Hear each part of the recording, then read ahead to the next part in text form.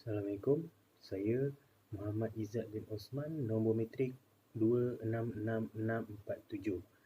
Saya akan membuat undangan tentang tugasan yang saya buat, iaitu tajuk Pembangunan Ekonomi Malaysia di dalam subjek GMGF 2014 Ekonomi dan Pembangunan. Okey, kita lihat daripada pengenalan. Sejak zaman pemerintahan orang British, pembangunan ekonomi bermula dari penguasaan di Pulau Pinang dan sehinggalah tanah Melayu mendapat kebebasan kemerdekaan pada tahun 1957. Terdapat dua bahagian ekonomi, iaitu satu sistem ekonomi tradisional dan satu sistem ekonomi moden. Okey, pada sistem ekonomi tradisional, khususnya kepada sistem ekonomi yang berkeadaan terasar diri dengan mempunyai kadar pengeluaran rendah. Okey, cara pengendaliannya secara tradisional hanya tertumpu pada luar bandar dan semuanya dilakukan oleh orang-orang Melayu. Okey, sistem ekonomi berjalan dengan serentak di negara ini. Sistem ekonomi tradisional seperti yang dilakukan oleh orang tempatan yang menghasilkan produk penanaman padi yang banyak ditumpukan di kawasan pantai timur, manakala di pantai barat pula menghasilkan tanaman yang dieksport seperti kelapa sawit, kopi dan getah biji timah. Lihat kepada kedua, pembangunan ekonomi selepas kemerdekaan. Okey, selepas memperolehi kemerdekaan, ekonomi negara melaksanakan usaha bagi menyelaraskan sistem ekonomi negara di semenanjung tanah Melayu dengan melaksanakan proses yang dirancang ni, yang pembangunan 5 tahun dengan kerjasama semua kaum yang ada di tanah Melayu. Okay, dalam pembangunan ekonomi selepas kemerdekaan juga, rancangan pembangunan 5 tahun diperkenalkan selepas mendapat kemerdekaan bagi mengatasi permasalahan dari segi sosioekonomi yang dibuat semasa British menjajah tanah Melayu. Okey, di dalam perancangan pembangunan dibagikan kepada dua fasa. Peringkat fasa pertama, rancangan Malaya, dibuat pada tahun 1956 sehingga 1970. Manakala peringkat fasa kedua, rancangan Malaysia yang pertama sehinggalah kelima pada tahun 1970 hingga 1990 yang berpegang pada dasar ekonomi baru. Okey, kita lihat kepada tajuk dasar pembangunan ekonomi. Okey, DPE. Pembangunan ekonomi negara diperkenalkan oleh kerajaan yang mempunyai beberapa dasar yang baru. Dalam dasar yang dibuat mempunyai usaha bagi keseimbangan sistem pembangunan antara wilayah dan kaum. Ia juga dapat memenuhi apa yang diperlukan di dalam ekonomi moden yang berkonsepkan perindustrian. Okey, dasar-dasar yang diperkenalkan iaitu dasar ekonomi baru, DEB, dasar pertanian negara, dasar pensyarikatan Malaysia, dasar penswastaan, dasar peningkatan daya pengeluaran negara, dasar kependudukan dan dasar pembangunan nasional. Okey, melihat kepada dasar pertanian negara pula, dasar pertanian yang di kerajaan laksanakan iaitu satu dasar yang penting dalam proses pembangunan sosial dan ekonomi negara. Okey, pada permulaan dasar ini dilaksanakan seperti peranan jenis-jenis makanan seperti sayur-sayuran, padi, buah-buahan dan juga sebagai dari segi jenis makanan dari segi nelayan mengambil hasil laut yang dibuat sebagai makanan, juga menternak berbagai jenis sumber makanan. Okey, dapat menjadikan peluang kepada penduduk tempatan dari segi pekerjaan serta mendapatkan sumber pendapatan. Okey, dasar pertanian negara ini banyak rakyat yang memanfaatkan apa yang ada waktu itu. Dasar pertanian negara kedua iaitu membangunkan industri asas tani, mengembangkan peranan kelapa sawit iaitu tanaman ladang dan menaikkan produktiviti, kompetensi dan persaingan. Okey, kita lihat kepada sektor pembinaan pula.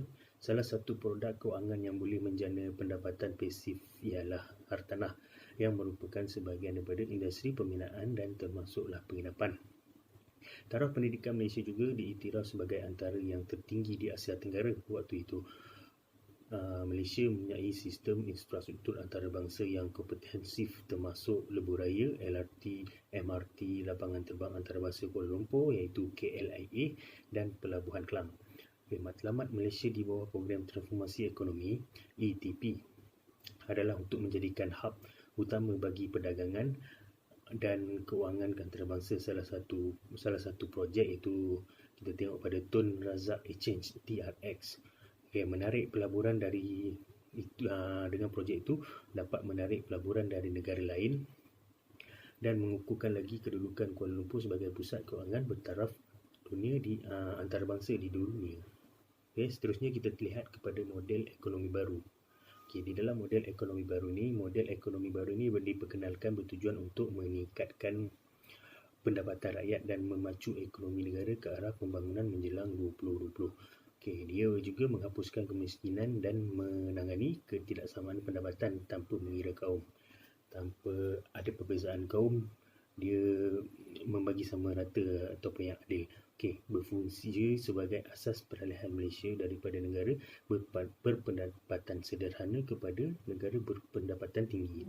Dalam model ekonomi baru ini juga mengukuhkan sektor awam melaksanakan tindakan alternatif yang telus dan mesra pasaran, mengembangkan sumber pertumbuhan dan memastikan pertumbuhan yang mampan. Seterusnya kita tengok kepada rancangan Malaysia Asas Kesejahteraan Rakyat. Dalam rancangan Malaysia ini terdapat 11 rancangan Malaysia 5 tahun diwujudkan antara 1963 dan 2020. Rancangan Malaysia ke-12 dibentangkan pada 27 September 2021. Yang kita pakai sekarang itu rancangan Malaysia yang ke-12. Dasar ekonomi baru 1971 sehingga 1990, rancangan jangka panjang telah dilaksanakan melalui strategi serampang dua mata, iaitu membasmi kemiskinan dan menyusun semula masyarakat dalam dasar ekonomi baru bermatlamat untuk mencapai perpaduan nasional. Dasar pembangunan nasional wawasan 2020 dan wawasan kemakmuran bersama 2030 diperkenalkan sebagai rancangan jangka panjang.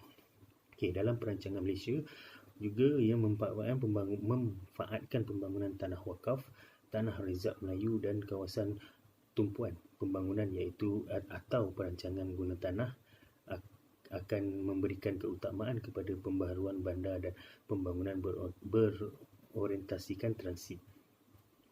Dalam rancangan Malaysia juga matlamat untuk menjadi negara maju berpendapatan tinggi dan memastikan semua rakyat dapat memanfaatkan faedah ekonomi adalah matlamat yang diusahakan pada kadar yang semakin meningkat. Yang terakhir kita tengok kepada kesimpulan.